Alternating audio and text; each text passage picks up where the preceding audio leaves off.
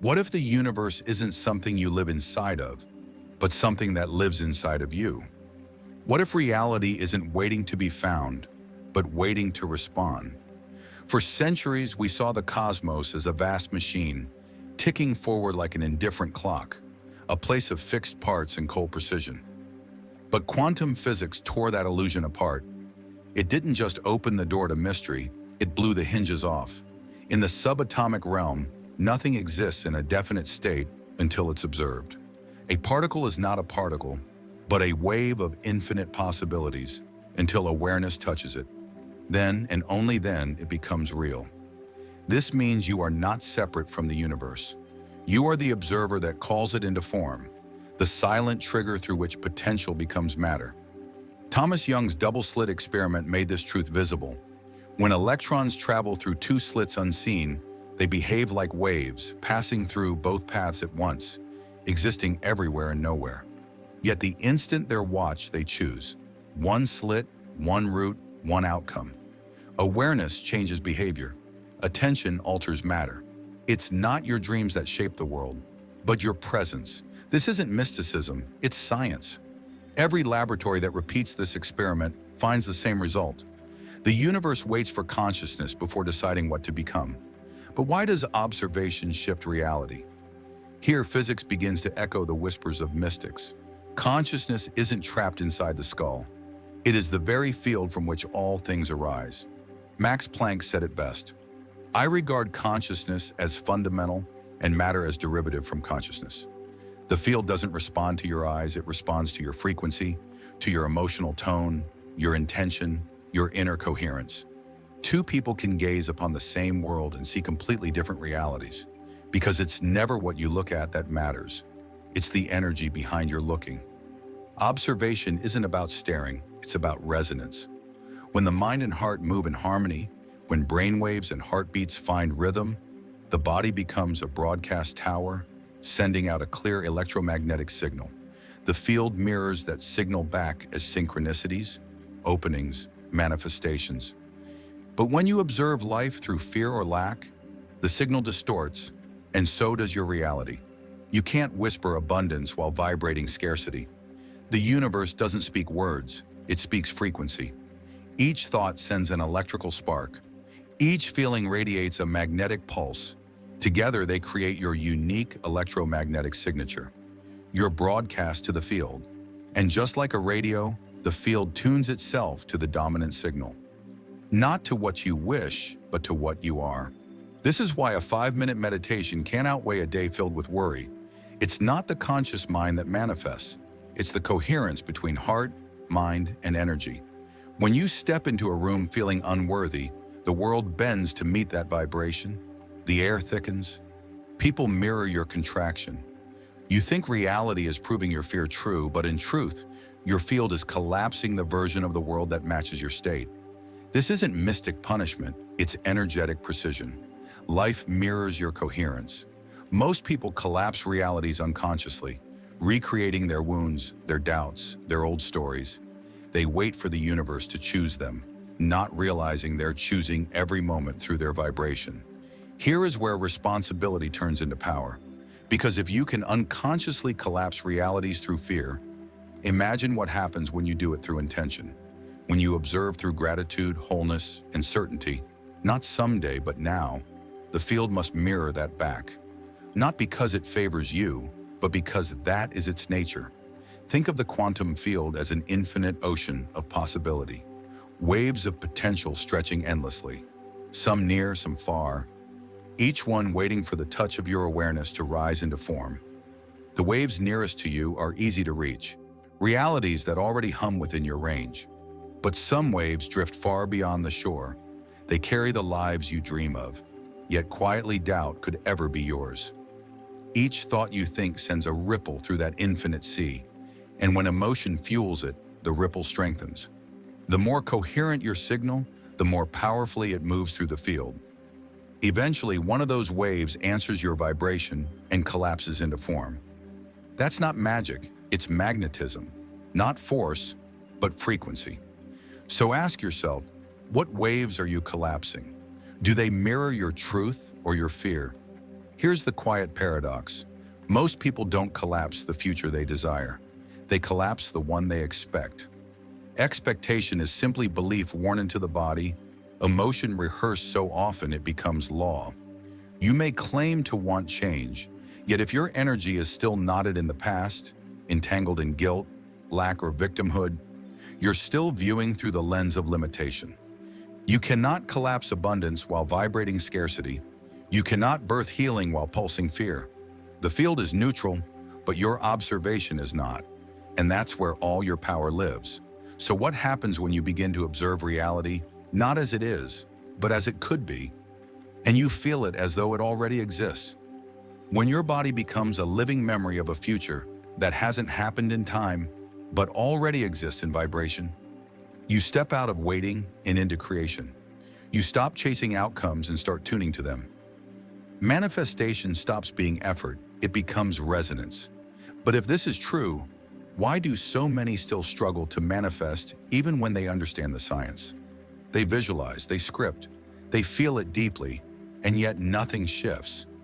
Why? Because there's a hidden mechanism beneath the surface, a silent force that shapes every result, your embodied identity. You don't manifest from the mind that wishes, you manifest from the body that remembers, from the automatic patterns stored in your nervous system, from the emotional baseline your cells call home. You don't receive what you want, you receive what you are wired to expect. And that wiring was written long before you ever heard the word manifestation. It was carved in childhood through repetition, trauma, environment, and emotional imprinting. Until that frequency changes at the root, you'll keep tuning into versions of reality that echo your old story. This is why desire alone is never enough. The body must believe what the mind imagines. Your brain is a prediction machine, constantly scanning for patterns that match its expectations. When you visualize abundance but your nervous system still hums scarcity, the brain treats your dream as fantasy, not prophecy. And the field, ever faithful, mirrors the dominant signal. That's why you can do everything right and still feel stuck. It's like planting seeds in poisoned soil. You speak abundance, but your cells still speak lack. And the universe listens to coherence, not contradiction. Now let's bring in the science. According to Dr. Joe Dispenza, when a clear intention merges with an elevated emotion, gratitude, love, empowerment, you generate a new electromagnetic signature. It's a signal to the field declaring, this is who I am now. But if that emotion isn't genuine, if it's layered on top of fear or forced through strain, it creates static. Imagine trying to tune into a song on the radio while interference crackles between stations. That static is unresolved emotion, the grief, the shame, the doubt still vibrating beneath your affirmations. If unhealed, it overrides your intentions. Not because you're broken, but because your energy is divided. Here's the truth no one likes to admit. You're always manifesting. Even when it seems like nothing's happening, something always is. Your vibration never stops broadcasting. But if your identity is still entangled with the version of you who struggled, who failed, who didn't believe, then that's the frequency the field answers to. You can't create a new timeline while being emotionally addicted to the old one. Your biology is your frequency. Your nervous system is the tuner. Until your inner circuitry updates, your outer world repeats. It's like trying to hear a symphony while your body still hums with the noise of old trauma. You'll catch fragments of harmony, but never the full song. That's why healing isn't separate from manifestation, it is manifestation. To heal is to free trapped energy, to raise your baseline vibration, to clear the interference so your true signal can come through, not as fantasy, but as lived reality. And healing doesn't mean dissecting every memory.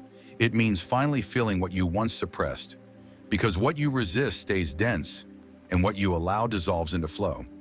Suppressed emotion is stored electricity. It magnetizes not what you desire, but what matches its charge.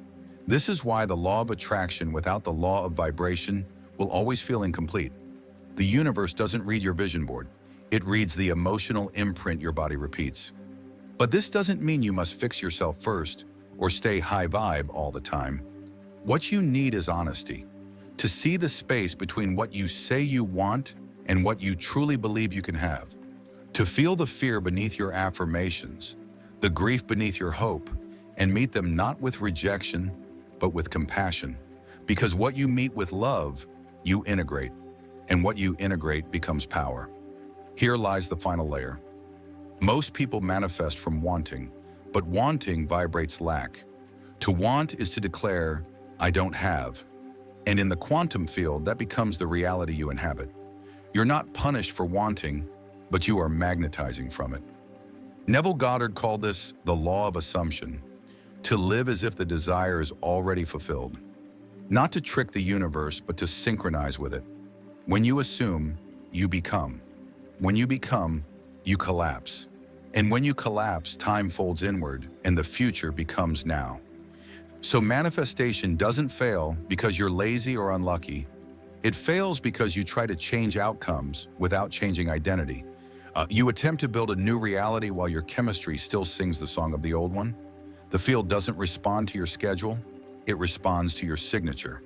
Until your frequency shifts, the loop continues. Not out of punishment, but coherence. Because the universe is unfailingly loyal, not to your words, but to your vibration. And when your frequency finally reflects the self who already has it, when your body becomes the living memory of your future, you stop imagining your dream life and start embodying it. That's when timelines bend. That's when the quantum responds. Because the universe doesn't reply to your desires, it replies to your being. It doesn't listen to your words, symbols, or thoughts. It listens to resonance. It is not a cosmic vending machine, but a flawless mirror. Neutral, immediate, reflecting not what you ask for, but what you are. If your world feels chaotic, there is unhealed chaos within. If opportunities slip away, a part of you may still fear receiving. If love feels distant, perhaps your energy expects absence more than closeness. This isn't blame, it's awakening. Because once you understand that reality is responding to your inner coherence, not your preferences, you stop pleading for the universe to change and start becoming the vibration it cannot ignore. You begin tuning yourself to the version of reality that already carries the vibration of your desired outcome. The field is not a metaphor, it's a living mirror. Every experience you have reflects the frequency you hold most consistently, not the fleeting emotion you touch in meditation, but the baseline your nervous system calls normal. If guilt is your default, abundance will feel foreign. If stress is your comfort zone, peace will feel dull. The quantum field doesn't translate intention, it translates vibration. It responds not to what you wish for, but to the energy you practice most. This is why many unknowingly sabotage their own manifestations. They reach for the new while staying emotionally wired to the old and the universe. Precise, neutral, unjudging, simply mirrors that dominant signal. Science has begun to catch up with this truth. Research from the HeartMath Institute shows that the human heart generates a measurable magnetic field extending beyond the body, and that its rhythm changes with emotion. When you enter heart coherence, a state of love, appreciation, or deep presence, your electromagnetic field becomes smooth and expansive. You literally turn into a stronger transmitter, and in that state, reality begins to reshape around you. Synchronicities unfold, doors open, not because you suddenly became lucky, but because your field has entered resonance with a higher pattern. Everything you desire already exists as a frequency in the quantum field. There's no waiting for it to appear, only waiting for you to align. Worthiness was never something to earn, it was something to remember. The moment you stop striving to deserve your dream and start embodying the version of you who already lives it, the quantum responds instantly, because in that dimension, there is no later, only now, and your vibration within it. This is why wanting keeps you separate from what you seek. Wanting implies lack, and lack becomes a repeating signal. The more you want, the more you declare distance. But when you shift from wanting to being, the gap dissolves.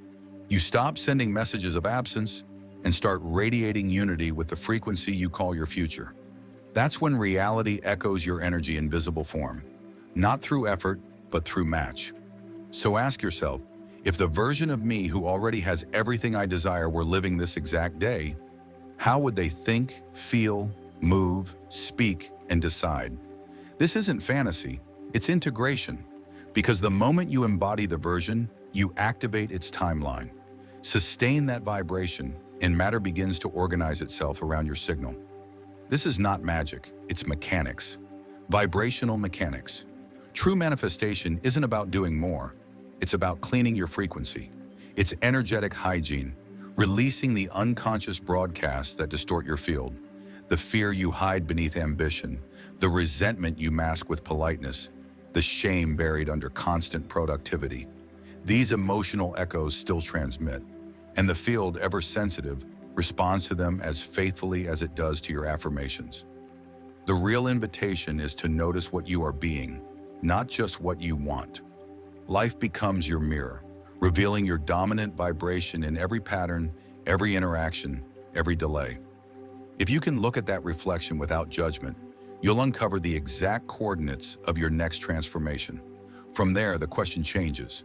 It's no longer, how do I get there? But I already am. That internal declaration collapses time, ends struggle, and activates what Neville Goddard called the bridge of incidence. The effortless unfolding that occurs when your identity has already shifted. So pause for a breath and let this truth settle deep into your field. I become the frequency of what I already am. Not as a mantra, but as a command to the universe. Because in that alignment, the mirror can only reflect one thing: your embodied truth. You don't chase the reflection. You become the source of what's reflected. The mirror of reality doesn't move because you want it to. It moves because you shift. And what's coming next is the moment where theory meets embodiment. Now that you understand the mirror, you're ready to step through it. In the next chapter, you'll discover how to move through quantum reality with clarity and precision, how to bypass resistance, collapse time, and step fully into the life that's been waiting. Not for your effort, but for your frequency to arrive. There isn't just one version of your future. There are infinite ones, vibrating in parallel within the quantum field like overlapping songs on a cosmic playlist. You're not trying to create a new melody. You're tuning into a different track, one where you're already healed, abundant, and free. A radio doesn't invent the music it plays, it receives what it's tuned to. Your consciousness works the same way. You're not building your future from scratch. You're aligning with the vibration of the version of you who already exists within it. That's quantum jumping. Not a leap through time or space, but a leap in identity, in frequency, in perception. We've been taught that change must take time, that growth is linear, that healing requires endurance and proof. But those are rules of the physical lens, not the quantum one. In quantum reality, transformation doesn't happen by sequence. It happens by selection. When your vibration shifts, your external world reorganizes instantly to match it. Because all timelines exist now, your frequency is the selector. Rupert Sheldrake's work on morphogenetic fields offers a glimpse into this truth. When one organism learns a new behavior, others of the same species begin to access it faster, even across the globe, because that information becomes available in the shared field. The same applies to you. There is already a version of you in the quantum who has transcended the struggle, healed the wound, remembered the truth. That self is not far away. It's entangled with you, waiting for your signal. When you tune into that vibration, not as wishful thinking, but as lived resonance, the bridge between who you were and who you are collapses. That's the jump. But here's the paradox. Quantum jumping isn't about escaping your current self. It's about embodying the frequency of the one who exists beyond your stories of lack, trauma, and limitation. It's not about pretending, it's about permission. You must emotionally, physiologically, and energetically familiarize yourself with the new timeline. You breathe like them, you move like them, you choose like them. And as you do, your electromagnetic field shifts, and with it, reality itself begins to reconfigure. Life is not a single straight path. It's a multi-dimensional web of potential outcomes, each activated by your internal state. Every time you react with fear, you align with one version. Every time you respond with faith, you align with another. You've been jumping timelines your entire life, only unconsciously, often in reverse. Quantum jumping is simply the art of doing it deliberately, and what determines the leap is not thought alone. It's vibration. It's not your thoughts that shift the universe. It's the emotional signature pulsing beneath them. That subtle yet powerful vibration tells the field, "This is my new normal." Imagine standing inside an infinite hotel, each room representing a different version of your reality. In one, the air hums with stress, scarcity, and resistance. You step out and enter another. Suddenly the lighting softens, the energy lightens, and possibility fills the air. None of these rooms are wrong. They simply match the frequency of the key card you're holding, your current state of being. To enter a new room, you don't fight with the old one. You don't need to tear it down or fix it. You simply change the key, and that key is always your vibration. But here's the part no one tells you. Your body is addicted to the chemistry of your old rooms. Not out of weakness, but biology. Emotions aren't just feelings, they're chemical instructions. If you've spent years marinating in anxiety, stress, or self-doubt, your cells have memorized that frequency. It feels familiar, safe, even when it hurts. So when you start to shift into peace, love, or abundance, your body resists. The new vibration feels foreign, unsafe. And this is why so many people unconsciously sabotage transformation. They mistake discomfort for danger and retreat to what's familiar. The way out isn't through willpower, it's through emotional retraining. You must teach your body to feel safe in the energy of your next level. Practices like heart-brain coherence, elevated emotion visualization, and future self-embodiment aren't spiritual gimmicks. They're neurological rewiring rituals. They train your nervous system to accept expansion as normal, to recognize abundance as home. When your body finally relaxes into the vibration of your future, the quantum field responds instantly, and the jump stabilizes. Now pause and breathe. The version of you who already lives the reality you dream of is not a fantasy. It's an existing frequency, a pattern already woven into the quantum blueprint. You don't need to invent that self. You need to remember them.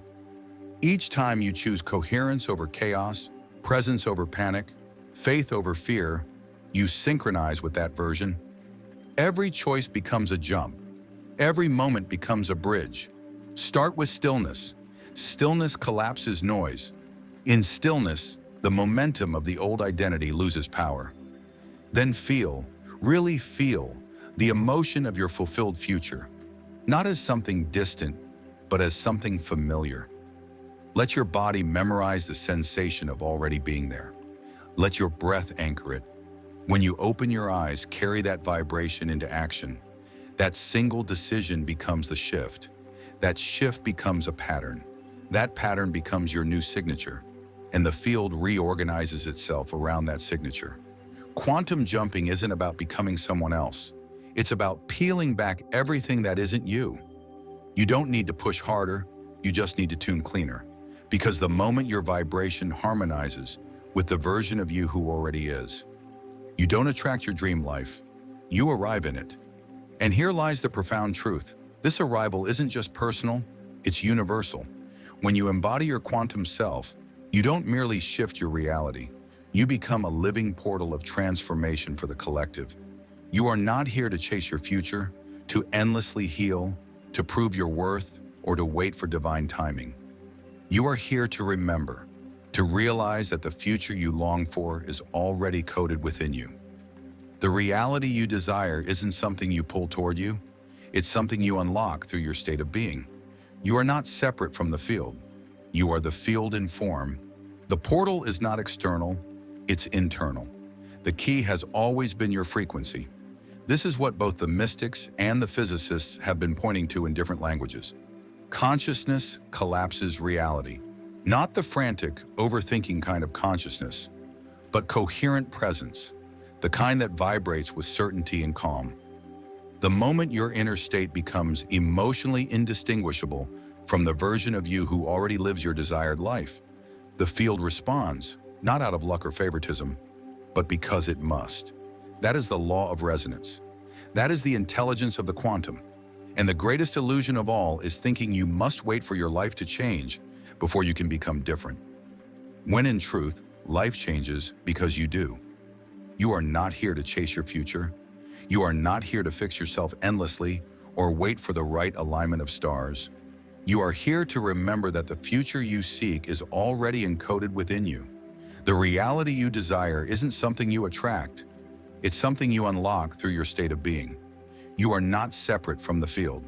You are the field in motion, in form, in consciousness.